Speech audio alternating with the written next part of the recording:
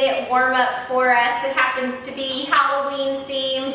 If it isn't October or the fall or anywhere near Halloween when you're doing this warm-up, it's okay. It just so happens that all of the moves in this warm-up have names that are creepy crawly or monster-ish. So I figured why not put them together for a fun Halloween warm-up that you can do before any strength workout, any HIIT workout. Perfect to do before a run because we'll engage our core, engage our glutes. Perfect to do before you go for a walk. Perfect to do before you take a cycling class.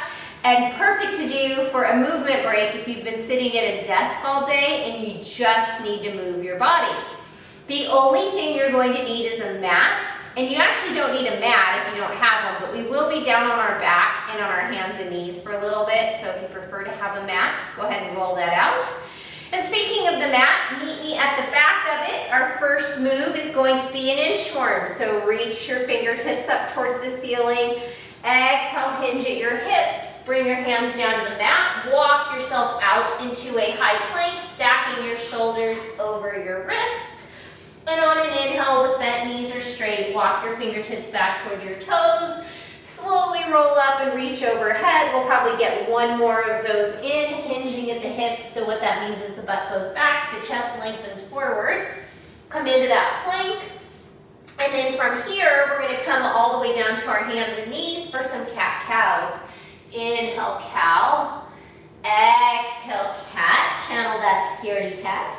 And the next time you come into that cow, maybe turn it into a werewolf. Howl at the moon as you pull your palms back towards your knees. Lift your gaze. And exhale, cat. Lift that spot between your shoulder blades as high as you can as you pull your chin in towards your chest. Inhale, cow. And exhale, cat. Press the mat away. All right, we're gonna come onto one hip and then come down onto our back for some dead bugs. So fingertips over the shoulders, knees over the hips, low back pressed into the mat. And then alternate right arm, left leg, left arm, right leg. You can lift head, neck, and shoulders off the mat. And we're gonna flip it over into a plank.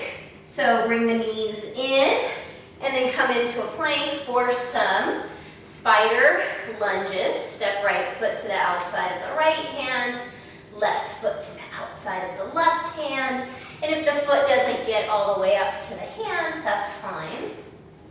Keep your belly button pulled back towards your spine. And then go ahead and walk your fingertips back towards your toes, and we're going to come into monster kicks. So kicking opposite hand towards, or opposite foot rather, towards opposite hand. So warming up our hamstrings here, our core. So imagine Frankenstein kicking. And we're going to make our way towards the back of the mat. And then we're going to come into those inchworms. Second time, final time. Fingertips up towards the ceiling. Hinge at the hips. Bring the hands to the mat. Walk yourself out to a plank. Hold that plank for about 2 seconds as you press your heels behind you. And then walk it back. Let's speed it up a little bit. Come up to stand. Walk it out. And then walk the fingertips back towards the toes. Reach up. Walk it out into that plank, and then come down onto your knees, untuck your toes. Inhale, cow. Exhale, cat. Press the mat away. Inhale, cow. Exhale, cat. Lengthen your tailbone down towards the mat as you pull your belly button back towards your spine. Inhale, cow. About 5 more seconds here. Exhale, cat. Really channel that Halloween scaredy cat. Come back to neutral. Come onto one side. Swing the legs around. Lower yourself carefully onto your back. Dead bugs. Opposite arm. Opposite leg. Option to lift head, neck, and shoulders. Off the mat. Remember, pull your belly button back towards your spine. And you should be able to fit even a piece of paper underneath your back, between the mat and your back. All right, we're gonna come into that high plank for those spider lunges. So you could do this from your knees also. I probably should have shown this the first time.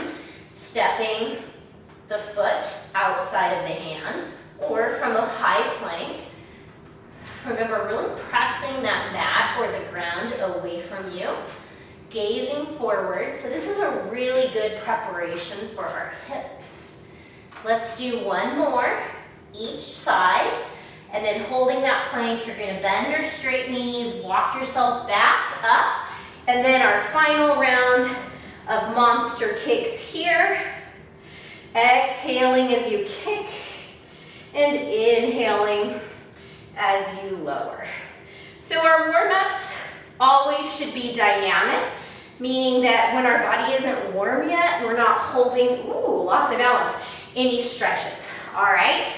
So friends, that concluded the warm-up. You're now ready to go out and conquer, shred, kill it in any workout that you have planned. As I was saying, warm-ups should be dynamic, meaning no holding stretches. You're moving in your warm-up. There might be little stretches, but they're not being held. Once you've done your workout and your body is warm, then you hold your stretches, okay? There's a big difference.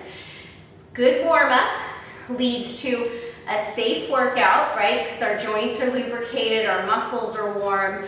And then once everything is really warm from that workout, that's the time to hold a stretch. Okay, friends, I will see you back here on Wednesday for a really fun Halloween-themed workout.